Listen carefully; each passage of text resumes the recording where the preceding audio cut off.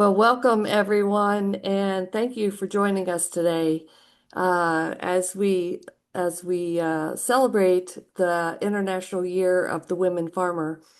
It's a pleasure to welcome you to this IDF technical webinar, Women Driving the Future of Dairy, and we're celebrating the International Year of the Women Farmer.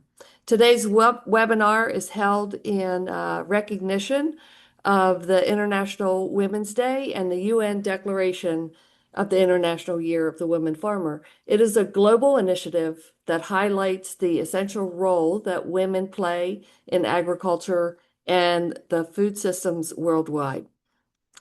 The objective of today's webinar is to elevate women's voices and experiences in dairy. Through the perspective of our four speakers, we will showcase how the sector can accelerate gender equality, strengthen women's leadership, and support the next generation of women farmers across contexts and regions.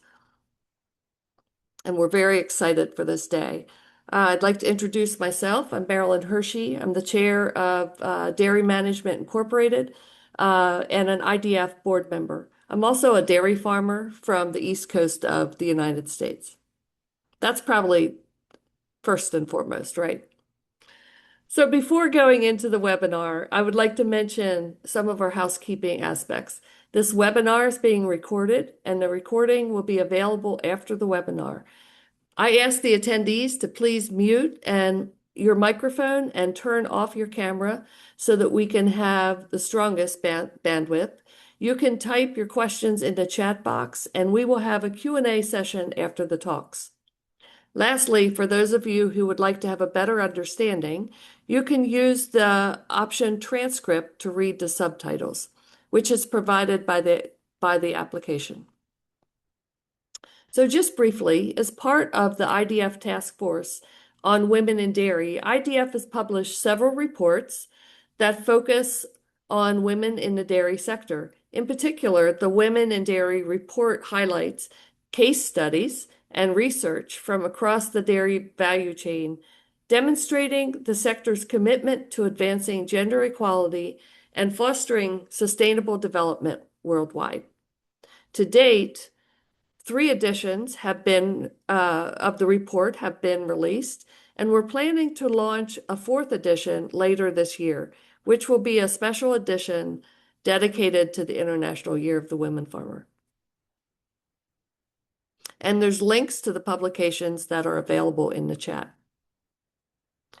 There is also an IDF Women in Dairy Knowledge Hub, which is aimed to be the place to go to get inspiration of other cases of women, IDF, and global resources. We would like to keep this updated with your testimonials and experiences on your journey within the dairy sector. And if you're interested in highlighting your case, please let us know.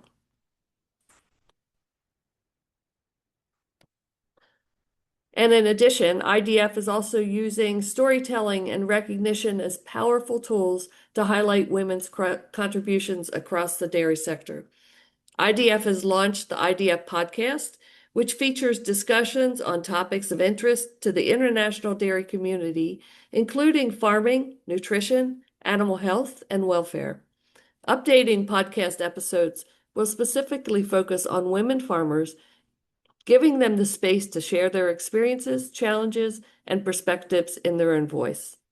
We also have the IDF Dairy Innovation Awards that include a dedicated category for innovation on women's empowerment in the dairy sector. This category recognizes initiatives that advance inclusion, leadership, and opportunities for women across the dairy value chain.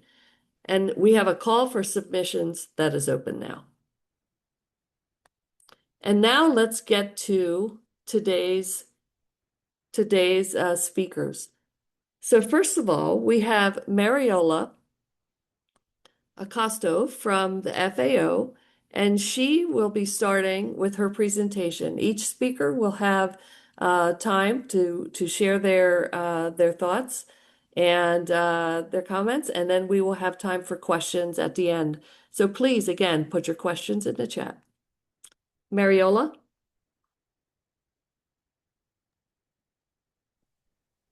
Thank you, Marilyn.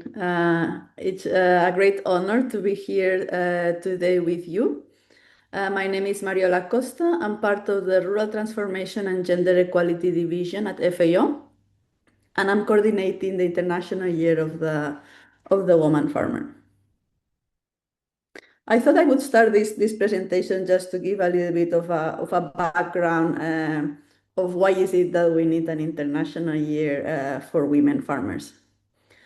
We know that globally around 40% of working women are employed in agri-food systems.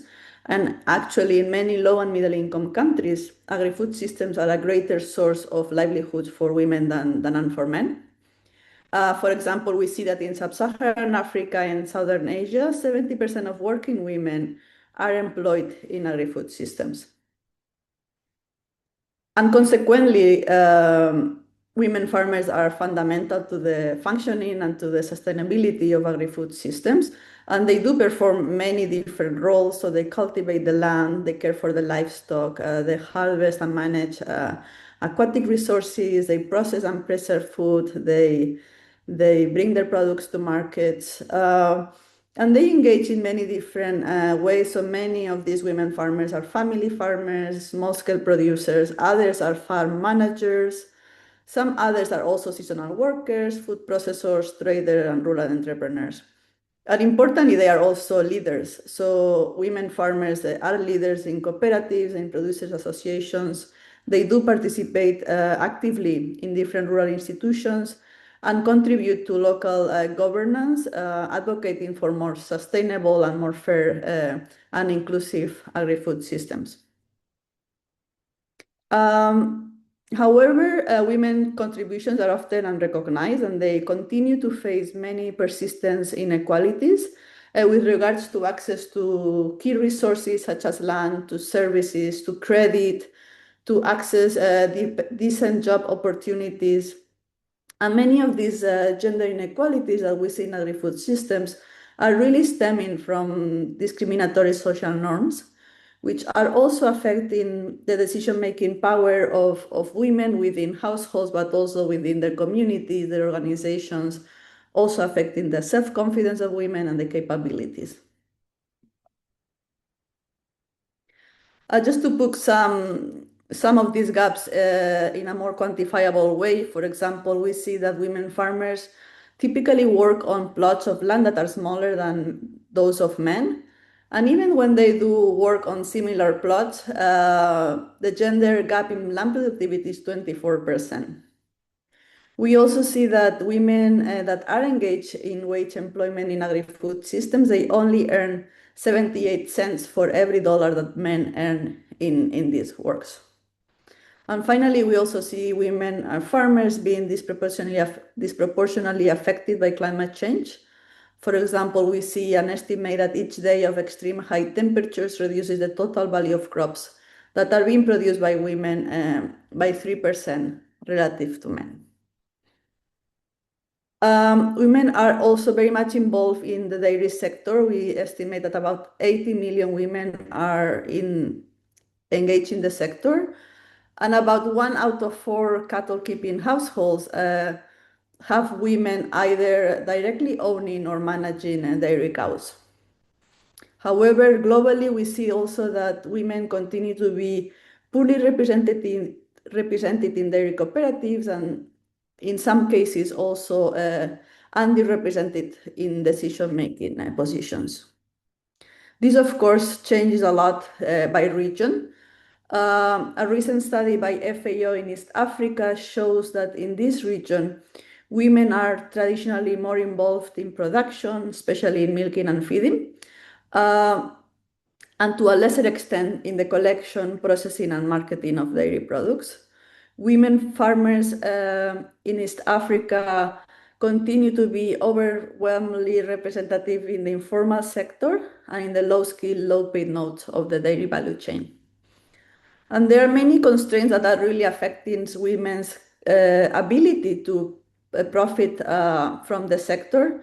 And these include, for example, the illiteracy, high work burden, time poverty, the limited control over livestock, assets and incomes at limited, as I said before, boys in institutions and in organizations.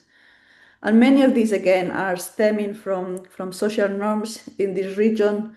Again, we see that marketing is culturally perceived as a men's domain, and women often face mobility restrictions that prevent them, for example, to access extension services or access the market. Yet evidence show that when we are empowering women, we're not only improving the well-being of women themselves, but we can also enhance the well-being of the families and communities. We are able to reduce hunger, improve dietary diversity and nutrition, boost incomes and economies, and strengthen the resilience of households to shocks. And just to put this a little bit more in a quantifiable manner, if we were able, for example, to reduce gender disparities in employment, education, and income, we could eliminate 52% of the food insecurity gap. And similarly, we were able to empower women through more targeted development interventions. We could be able to raise incomes for 58 million more people and to boost the resilience for 235 million.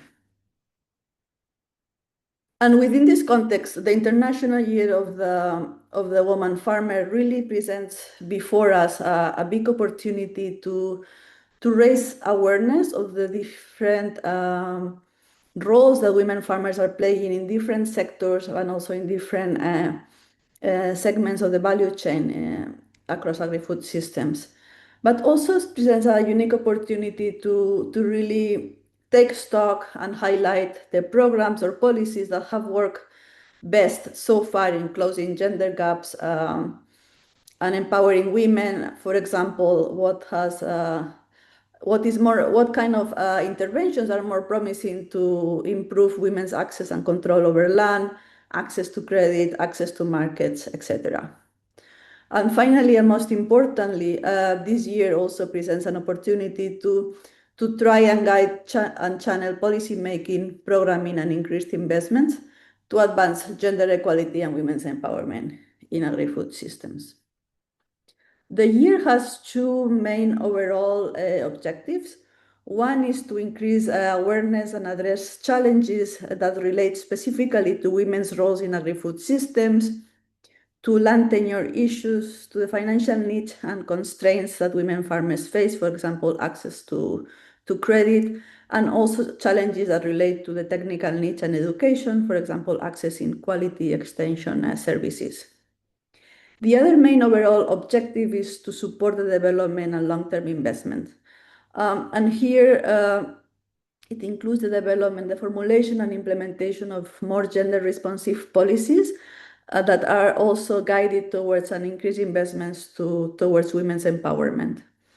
And then finally, and perhaps more importantly, to also one of the main objectives or goals of this year is to use this year to connect international efforts on women's farmers to ensure that the needs and challenges of women farmers really remain a priority beyond the end of 2026. And this is something that we like to emphasize, who is this year really celebrating. And this year is really celebrating all women that are engaged and working in agri-food systems in different capacities, in different sectors, and in different segments of value chains. So, for example, this includes farmer producers, smallholders, women in dairy, pastoralists, beekeepers, fisherwomen, foresters, etc. We are also celebrate women in all the diversity, also taking into account an intersectional approach.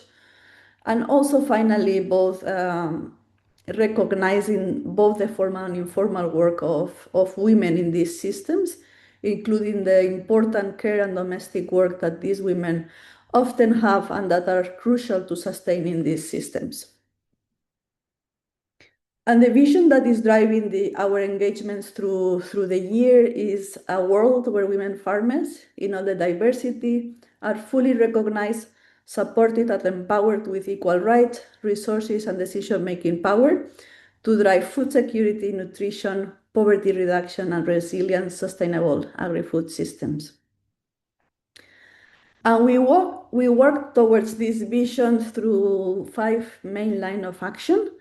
The first one is on advocacy and awareness raising, and here we include all of the activities that are aiming to increase public recognition of women's contributions and roles in agri-food systems. The second line of action is data, knowledge generation, and dissemination. And here we include all the activities that are aiming at building a stronger knowledge evidence base on women's challenges and contributions to agri-food systems. The third one is on heritage and culture, and here we include all of those activities that are more artistic in a way, so also aiming at showcasing women's stories, women's traditions, women's innovations through art. So here, for example, we are including all of the photo competitions and exhibitions that are happening across the globe to celebrate women farmers. The fourth line of action is education and capacity development. And this one is all the activities that are aiming at building knowledge and skills with regards to gender equality, to women's empowerment. So here we include all of the work and activities that relate to workshops, to different courses, to conferences, etc. And finally, policy making, parliamentary action, and partnerships. And here we encompass all of the activities that are working towards creating a better enabling environment so that women farmers can thrive in these systems. Just to finalize my presentation, just to mention that there are many advocacy and communications materials on the international year that are free for everyone to use. So any organizations that is interested in learning more and in organizing activities to celebrate the year, please go to our website, and there you will find a lot of information. You will also find many stories from different women farmers from different sectors. We also have a Trello board with different social media assets, virtual backgrounds, and many more. So thank you very much. I'll leave here the link to our website in case you're interested, and please free to reach out to us. Thank you.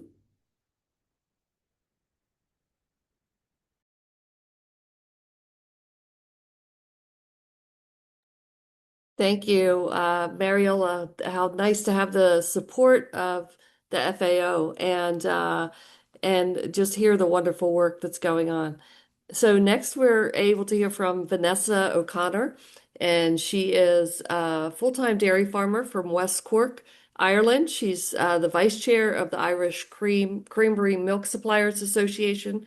She comes from a non-farm background, but soon became interested and took ag science as a subject in secondary school, went on to specialize in dairy management.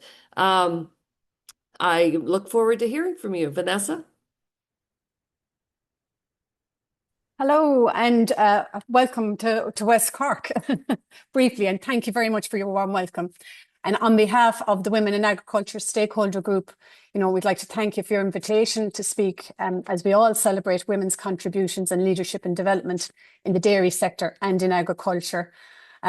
Speaking on international webinars is not my day job. I'm a full-time dairy farmer, and I was up bright and early this morning to milk my cows and have all my jobs completed ahead of this event today. Today, I'll be talking about policy and inclusion. So as Marilyn already said, I'm a member of the Irish farm organisation called the Irish Creamery Milk Suppliers Association, and I represent the organisation on the Women in Agriculture Stakeholder Group. Now, this group is comprised of representatives from farm organisations across Ireland, covering sectors such as beef, sheep, dairy and tillage. And just to give you some background to the Women in Ag Stakeholder Group, so this sorry. We were founded due to the critical need to address lack of representation and recognition of women within the Irish agricultural policies and farm organisation structures. And I'll try to share with you how we have engaged with policy issues for female farmers and what we have been achieved to date. So the UN SDGs and Ireland's programme for government recognised the need to do more on gender equality, and it became a core principle of the European Union. So the Common Agricultural Policy, CAP 23-27, marked a significant shift in EU policy by explicitly including gender equality and increased participation of women in farming as a specific objective. So WASG took the opportunity to submit a CAP submission to the Irish Department of Agriculture, detailing what barriers were there for women getting access to CAP funding. And just to note that historically, 85% of CAP budget funding has gone to one gender. So the key initiatives and measures in Ireland's CAP 23 that benefited women was targeted funding, and a 60% grant rate was available under the Targeted Agricultural Modernisation Scheme known as TAMS 3, specifically for women farmers to encourage investment with higher funding intensity than the standard rates. So to date, women farmers have received 9.8 million under that TAMS 3. The policy also supports women-only knowledge transfer groups, fostering networking, mentorship and skills development. And to strengthen the collection of sex disaggregated data to measure improvements and inform future policy. Supporting of entrepreneurs, there's a programme called Acorns in Ireland, which supports early stage female entrepreneurs, and that's aligned with these goals. The new framework also included a more flexible mandatory definition of an active farmer and intended to reduce barriers to entry for women. So while completing that CAP submission in 2022, WASG encountered a lack of gendered data in agriculture and raised this directly with government officials. Given that policies are formed using evidence-based research, of which Ireland had very little of farming women. A small amount of funding from CAP was provided for a study called the Herself Research Project, highlighting pathways to empower rural women to have sustainable, equitable livelihoods in farming. So the research provided the first comprehensive demographic and geographic report on women in farming in Ireland. So it showed female farmers holders represent 13.4% of farm holders in Ireland. Sorry there now. With little increase since 1991.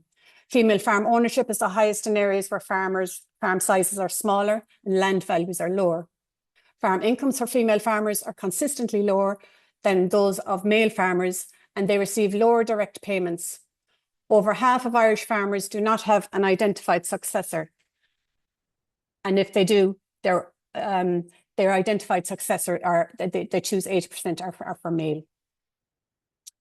So the study identifies barriers to female participation in agriculture, such as the lack of access to land, succession issues, and the challenge of combining farm work, off-farm work, and caring responsibilities.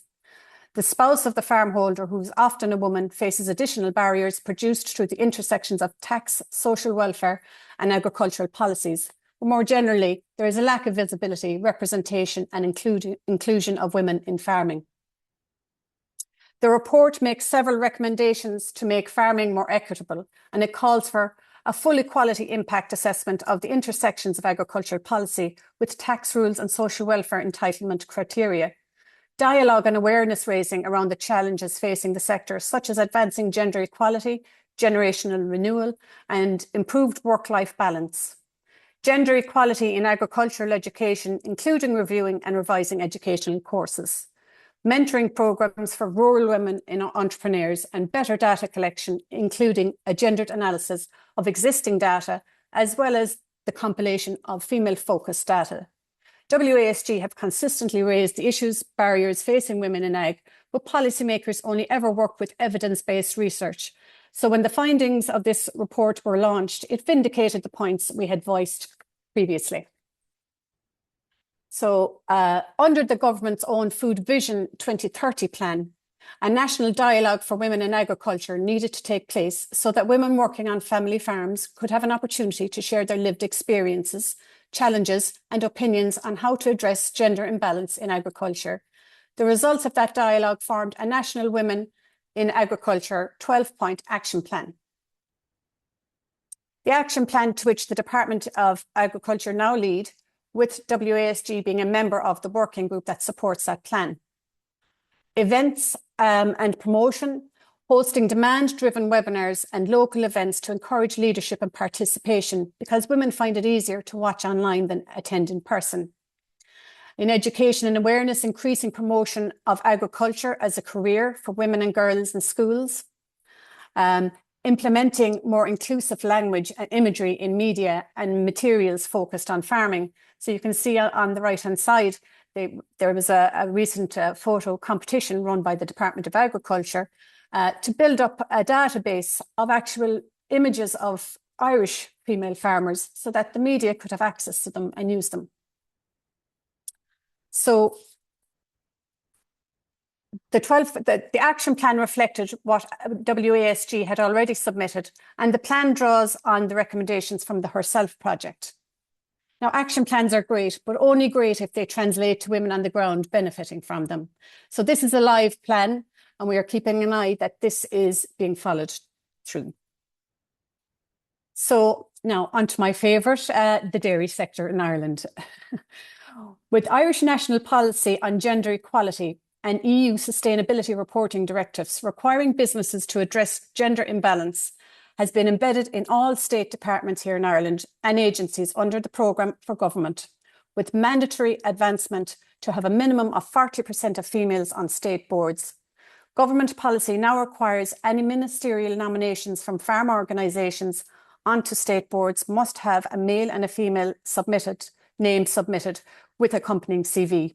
And just to note, agri-food state boards now have 44% female membership. To align with policy, farm organisations and dairy cooperatives started reviewing their structures on how to encourage more female farmers to participate, because there was very few women in leadership positions or on their committees or boards, and this needed to be seriously addressed. In Ireland, Ireland's dairy businesses mainly operate as farmer-owned cooperatives. ICOS is the umbrella organisation for the cooperative movement, and it promotes the cooperative model as a means of enhancing competitiveness, sustainability and profitability of its members in the agri-food sector. In 2023, ICOS developed a charter for the participation for women in cooperatives, setting a list of goals and measures to assist co-ops identify, support and promote female candidates who can be available for election or selection to leadership roles in the sector. So these are the commitments ICOS have in their charter. So ICOS will conduct research, and the research will be used to inform cooperatives on the current barriers, challenges and opportunities to encourage female candidates for election to co-op boards. The setting of targets for female representatives, for female representation. This target will reflect the current level of female membership of the society, and the measures will be put in place to increase that number.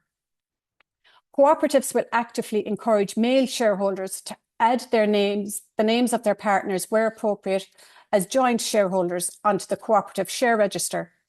This will facilitate and encourage those women who may have significant business experience and expertise to be available for election onto co-op representative structures.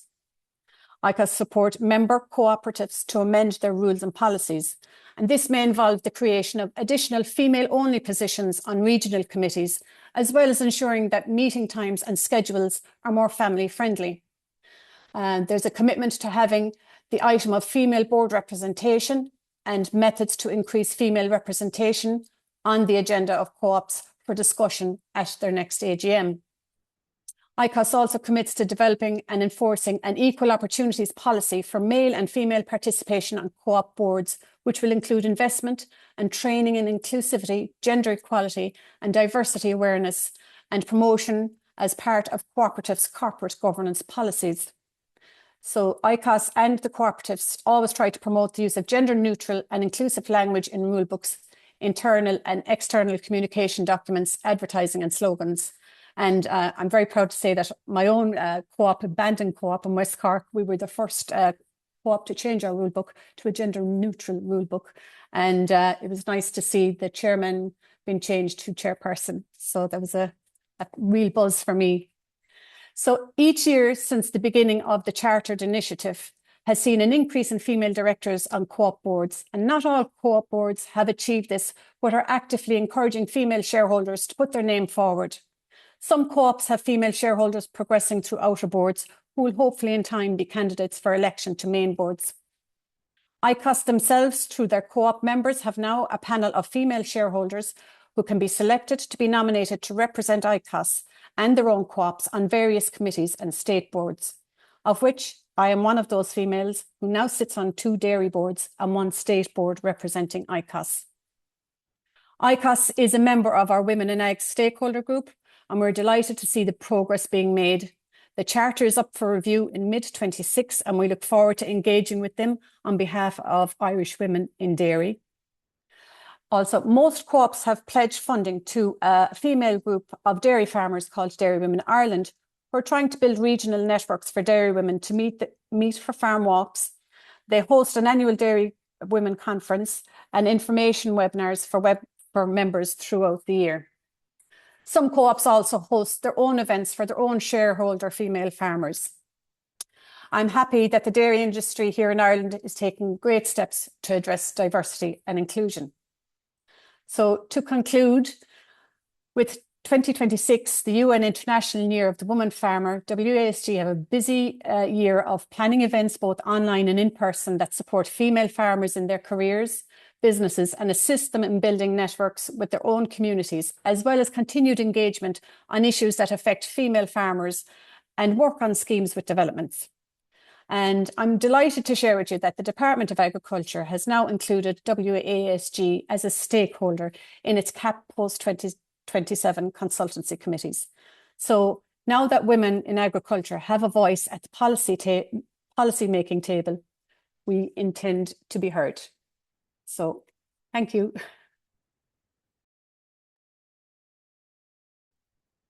Thank you, Vanessa. That was wonderful, and great to see just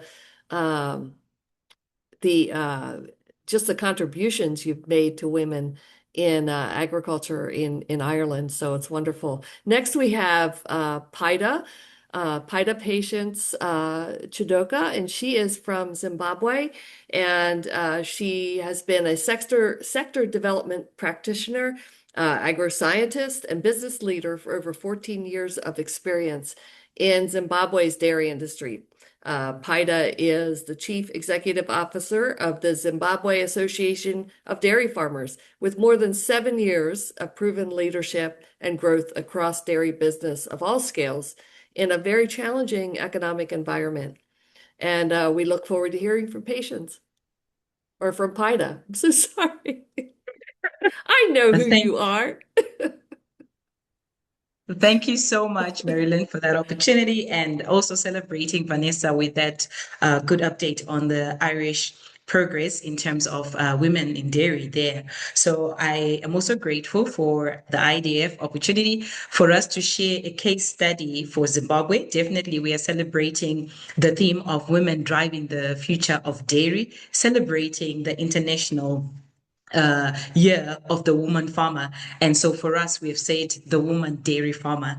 And from Zimbabwe, I'll be giving you a perspective on organizing women dairy farmers through producer associations, services, and a voice in policy. And this is something that we have been doing. For those not familiar with Zimbabwe, we are on the southern part of the African continent, right above South Africa. To those that may be, at least from a location point, be appreciative of the continent of Africa. And for Zimbabwe, as introduced, I'm with the Zimbabwe Association of Dairy Farmers. And as you can see, we are really there moving dairy towards better standards. And we're excited to say we are not leaving the women behind as we are doing promotion of dairy. Just a quick snapshot of the organization. Our vision is to have an inclusive Zimbabwe dairy farming that is competitive, profitable, and meets the country's milk and dairy products requirement in a sustainable manner. And so the word inclusive was also mentioned in the last review that we did, especially to say we want women also to be part of the vision for their dairy association. So ZADF is a member-based organization comprising of the large, medium, and small-scale dairy farmers in Zimbabwe. And so in terms of the role that we play as an association, we do have the advocacy for policy changes. And this is about promoting the policies that also support equal access to resources for women and youth as well. And this is more to do with the ease of doing business, access to financial resources, access to inputs and mechanization. At times, we also are promoting the voice of dairy, even from the Ministry of Women Affairs, not just our parent Ministry of Agriculture and Lands, where the issues around land tenure also are an area where, when we speak advocacy, these are some of the topical issues that we have also been bringing forward for discussion. And I'm also quite excited that I also stand in as the woman leader for the association representing all the dairy farmers, which is also putting us in a position of recognition of women. We also implement different projects, dairy projects. And whenever we are implementing these projects, we are really deliberate in gender mainstreaming, and we ensure that there is a quota specifically for women. And there are also activities to ensure that the women dairy farmers can also become visible, and also exposing even our smallholder dairy farmers who are also women to have opportunity to come out and be part of exhibitions and actually be able to interact beyond their spaces of operation or of existence, which is where that would be, the dairy farm would be. So we are really doing our best to ensure that there's interaction even with the bigger world, even with bigger stakeholders, and that they have an appreciation of the dairy industry from a value chain perspective, and not just maybe from the farming node which they actually belong to. As an association, we also implement some training programs in which there's a focus of modern dairy farming techniques, business management, technology, breeding, animal health, and nutrition. And so for us, we were really faced with more of women who would be doing the work. But whenever we were calling out for trainings in the past years, we then would realize that it would be the males that would turn up representing the farm. And sometimes one of the not so exciting experiences that I've had is where there was a woman, a dairy farmer. Her husband was actually a security guard in the urban areas. But whenever it was time for trainings, then the wife was not allowed to actually come for trainings. And then we would see this man, and immediately after trainings, he goes back. So these are some of the things that we have actually been very deliberate in going into communities and helping them to accept that the starting point was, can you both come? And then sooner or later, it became acceptable to actually say, no, the women can actually come for training, and not necessarily to say the man of the house has to travel all the way back, and yet maybe they're not the hands-on dairy farmer. So that was just an example, since I'm just sharing our experiences in Zimbabwe. When it comes to business linkages, we also supporting so that women can either forward or backward integrate in terms of the value chains.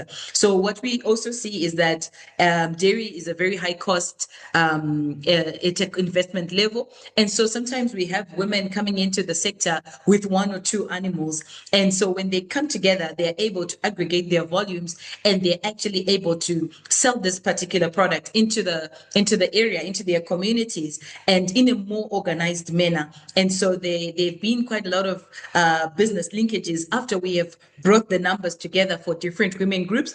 So we now have even some of the feed companies being able to supply our dairy farmers out in the rural areas or even in the peri-urban, as long as their group and their order for feed has become aggregated. They are also beginning to see some form of discount coming their way from the aspect of actually having them being as women groups. So in terms of market forward market linkages, some of the groups we have managed to see them starting to supply the formal chain And this is actually quite a lot of work for groups to be able to qualify based on all the dairy regulations, that they need to have their quality correct and they need to have quantities that justify milk collection. So these are some of the testimonies that we are beginning to see some activity. I cannot say we are there. We definitely need more development finance that can actually bring to more a greater impact, because most of the work we've done has been more of piloting ideas and actually doing more of trials from the projects we've implemented. So now we're trying to actually scale up. We've presented to the government some of these things, and we are actually getting support, but it's still quite limited. So this is an area where we believe there are also opportunities. We provide mentorship through other dairy farmers, especially the large-scale dairy farmers. They handhold the medium and the small-scale dairy farmers. We even have what we are calling new entrants in Zimbabwe, and we are actually saying these are professional women. Sometimes they're expatriates coming back into the country, and they have no idea what dairy farming is. So when we're saying mentorship opportunities, those that have been in the business, they actually begin to mentor those that are also coming in as new entrants. So also the role of women in dairy for us. They are also participating at the different scales. We also even have large scale dairy farmers that are actually women led. And this is something that we are quite proud of. We are also seeing them, their voices being raised when it comes to issues of food security and nutrition. And also, as the other speakers were saying, there's a key role in agricultural activity and driving the local economies. Not only do they provide nutrition by having milk available for their households and those around them, but they're actually promoting nutrition within communities.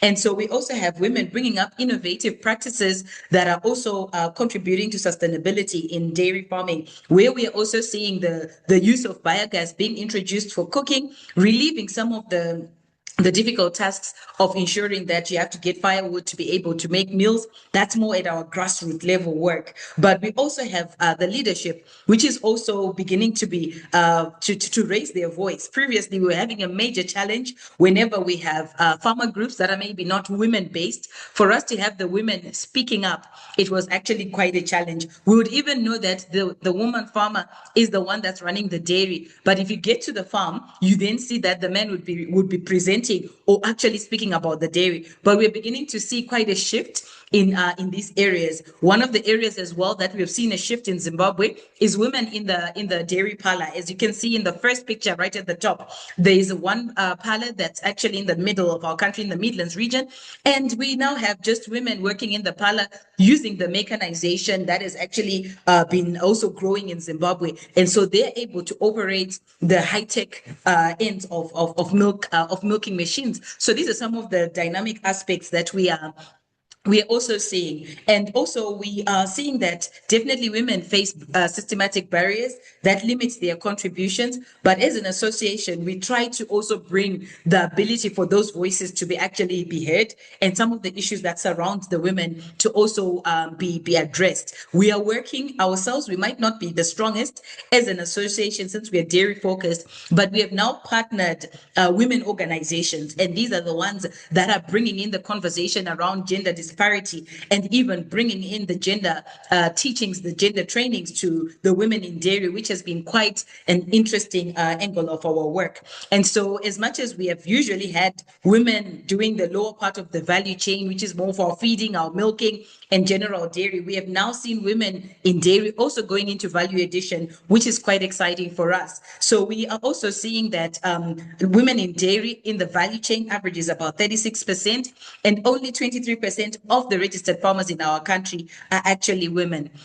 Then also in terms of the challenges that are faced by women, some of them are informally and lack of representation in decision making, especially in their communities when decisions are being made maybe for vaccination purposes. Women's voices were not quite being significant. You find if there's government support, sometimes we were seeing that the women voices were lagging behind. But at the moment, through the Ministry of Agriculture, we have also seen that the extension workers have been given a mandate to also hear out women whenever they are having to interact. So even if there is a vaccination program or presidential inputs that we like lobbied for, and our women farmers were also entitled to getting the inputs for 1 hectare of of feed production. So we are seeing gently some of these challenges being addressed, but there's still some work to be done. Access to credit as well as exclusion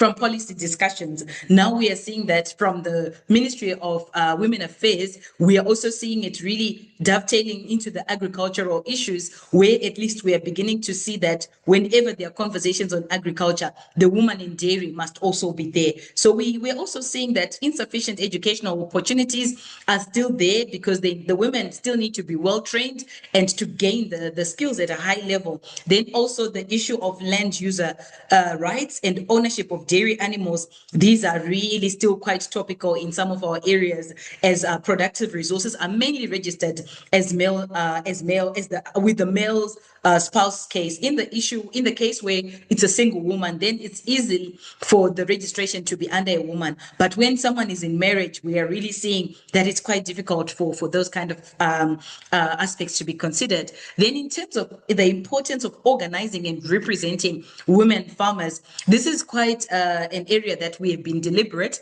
because the issue of women is actually part of the main gender, the main gender mainstreaming aspect that our strategy as ZADF is actually working on. So there is fostering and empowering women, advocating for their rights and needs, and partnering with other women organizations to help us push the agenda of having visibility of women. Also the strong networks that are also being formed, and access to credit. We now have the Women's Bank in Zimbabwe, and we have lobbied also for the women in dairy to be able to borrow as groups. So we are now beginning to see the traction of those, although our interest rates are still extremely high, and we are seeing some of our women groups having difficulty in accepting the financial offerings that are there. So we're still going to continue working to try and see how our women can also be able to access the financial services.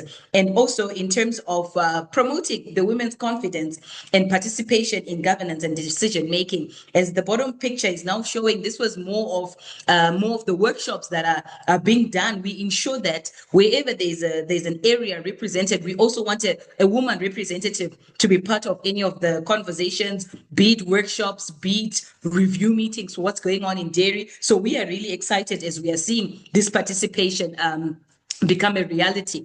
I did mention the Woman Bank, for example. Those animals, these are heifers that were actually bought by a woman group in Manicaland, one of our provinces, and this was out of those initiatives of saying the Woman Bank supporting the woman groups. And then we also have the women in dairy more as the large-scale farmers being the ones that actually supply these animals. So we are also literally working with the different scales of our farms so that we can see the success stories that are also beginning to build in our country. Then also in terms of the participation of women, there's been an increase from 23% to 36% from 2017. We've also seen the average of milk production go from 7 liters to about 10 liters. And this is in our small scale dairy farming. When we speak medium scale and large scale, we are now talking above 20, and even one of our biggest milk yielding animals are actually from a female-led dairy herd, and that is giving over 40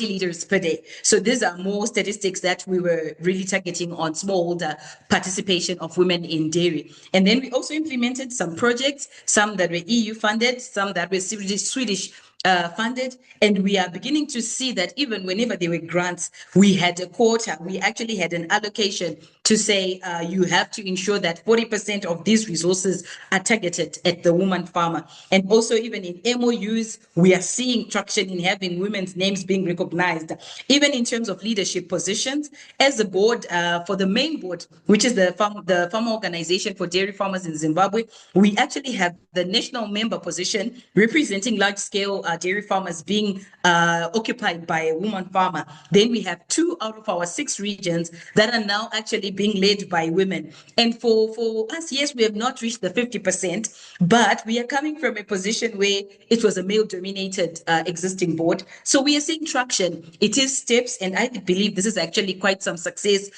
for us. And we also have had Farmer of the Year competitions being won by women. In conclusion, I can just also highlights that as we are implementing projects, we are seeing women being able to take up the new challenge to be dairy farmers, and we are also seeing them come out for our meetings. When we have farmer meetings, women are turning up for farmer meetings, and even one of the photos as the chairman of the organization, showing that he's supporting the women also to participate freely when it comes to dairy farming issues in Zimbabwe. And then the last photo that I have is with the national member representing the large-scale farmers in Zimbabwe, where I also say this is currently being held by a woman. So as our take-home message, we are also saying organizing women dairy farmers is not just about milk production, but it is about the economic empowerment, food security, gender equality, and rural development. Currently, we are also pushing the agenda from our Ministry of Agriculture of rural industrialization. So we are quite excited that our women doing dairy in these areas should also benefit from those opportunities. Organizing women dairy farmers enhances their visibility, their strengths, their voices, and it also unlocks their potential, even at a personal level. An organized approach supported by the policy shifts can vastly improve the dairy sector. So I'd like to also just say thank you so much for giving me this opportunity to share our story. Paida, it's wonderful. And you have just done such a fabulous job in your country. So thank you for the work that you have done, and what a great story. And I know we will hear from you again, I'm sure. I know we have a webinar at the end of the month that is focusing on animal care, and Paida will be a part of that webinar as well. So thank you, Paida. Finally, our last speaker is from Chile. So Florencia Heinzson is a veterinary doctor, but she is also involved in dairy farming, and she manages her family dairy farm, and she's done so since 2020. She has a wonderful resume, but above all, she is most proud to be a mother of 4 children. So anxious to hear from you, Florencia. Thank you.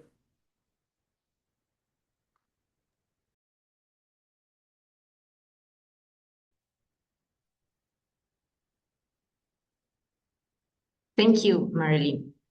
Good morning here in Chile. Good afternoon to you all. It is an honor to participate in this webinar today, commemorating International Women's Day and especially highlighting the International Year of Women Farmers to celebrate the contribution, leadership, and experience of women in the global dairy sector.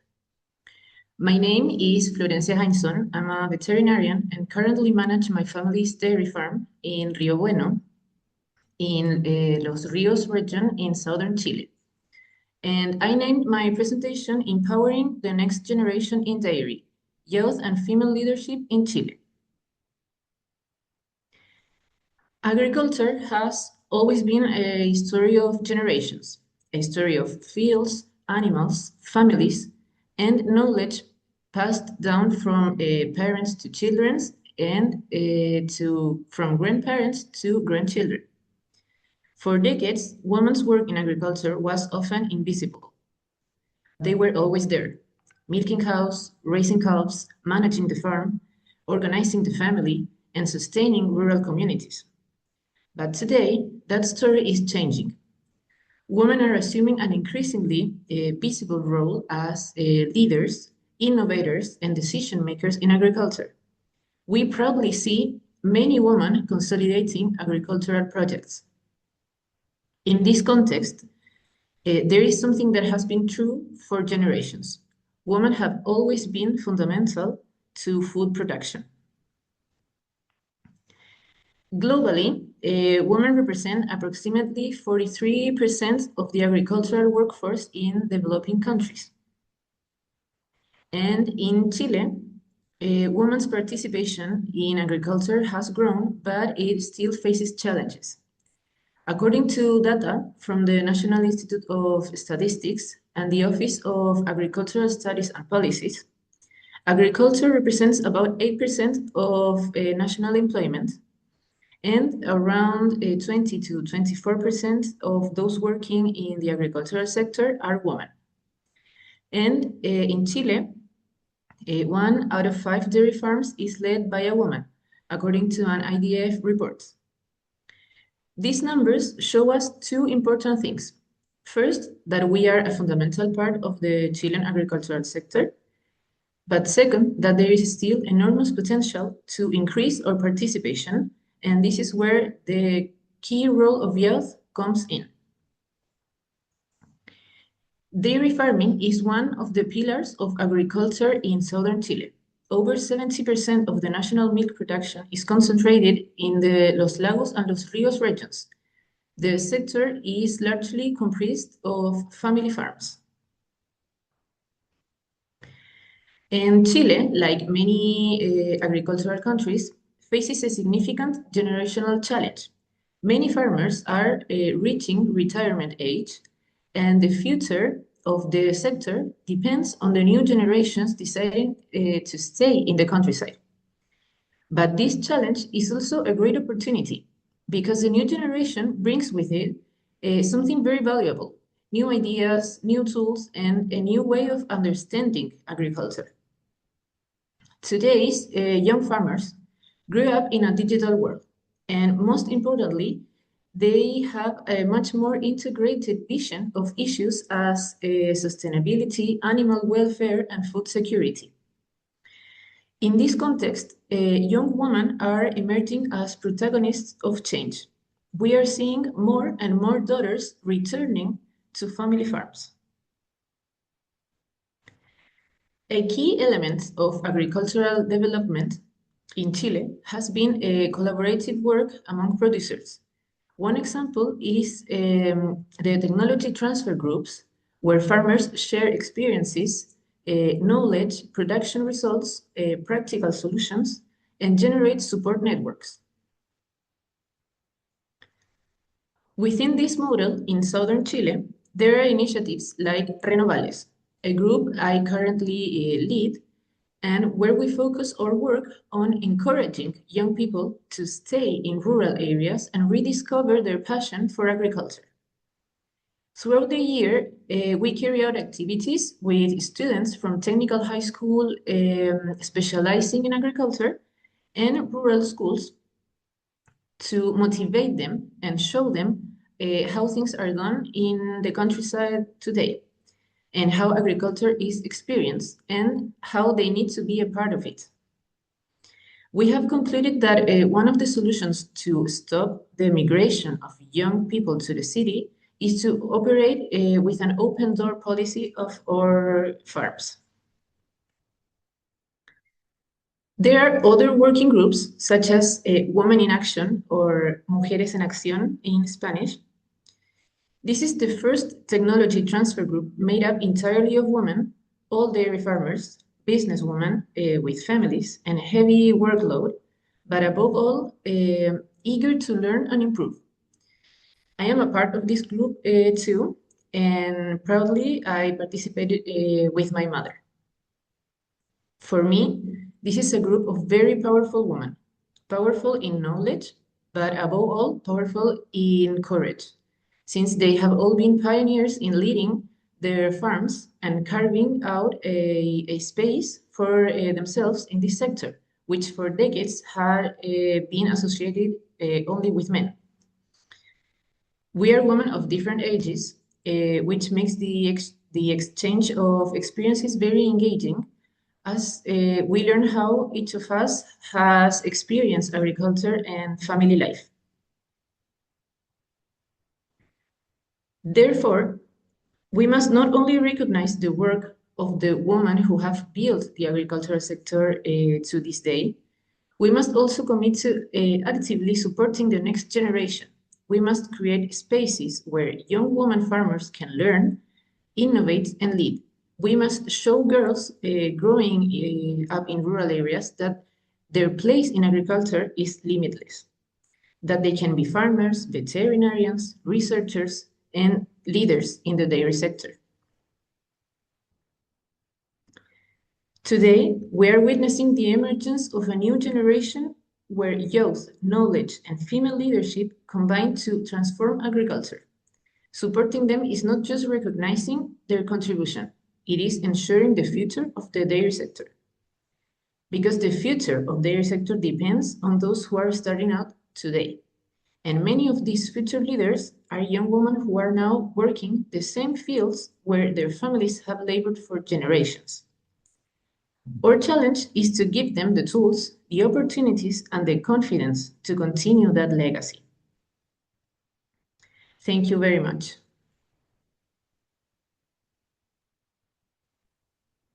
Thank you.